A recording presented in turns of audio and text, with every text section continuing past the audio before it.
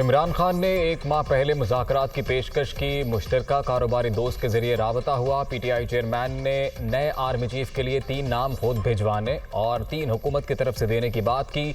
वो आम इंतखाबात की तारीख भी चाहते थे, लेकिन मैंने दरखास्त ठुकरा दी और मिसाक जमहूरियत, मिसाक मईशत की ऑफर की। वज़ीर आज़म शहबाज शरीफ की सोशल मीडिया से मुंसलिक अफराद से मुलाकात में गुफ्तगू।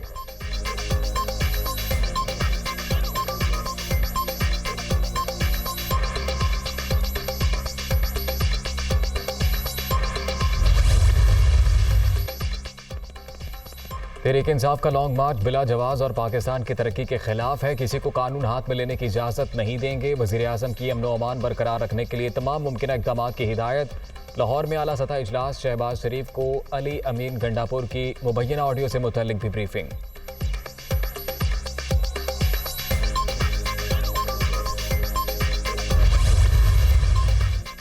हुकूमत से मुज़ाकरात की खबरें महज अफवाहें हैं। हमने रात के वक्त सफ़र ना करने का फैसला किया है, इसी वजह से वापसी भी इख्तियार की।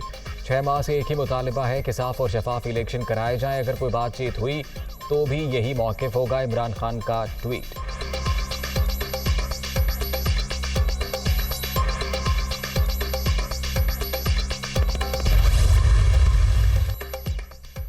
अली अमीन गंडापुर की बंदे और सामान तैयार रखने की मुबैना हिदायत। बंदूकों की तादाद से मुतल्लिक सवाल। असद फारूक खान नामी मुखातिब शख्स की जानिब से बेफिक्र रहने का जवाब।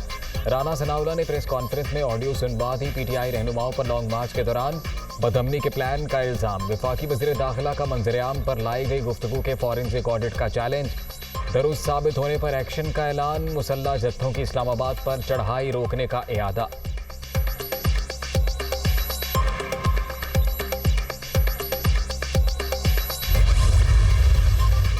और शैतानी टोला लॉन्ग मार्च के नाम पर लाशें गिराने का ख्वाहिशमंद। ये किसी तरह का कौमी सानहा चाहते हैं। फसादियों से कोई मुज़ाकरात नहीं हो सकते।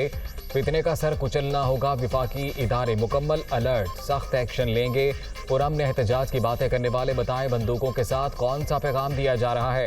दोनों अफराद खैबर पख्तूनख्वा में मौजूद। सूबाई हुकूमत गिरफ्तार करे। चीफ सेक्रेटरी और IG पंजाब भी मुसल्लह जत्थों की शमूलियत रोकें। राना सनाउल्लाह की प्रेस कॉन्फ्रेंस।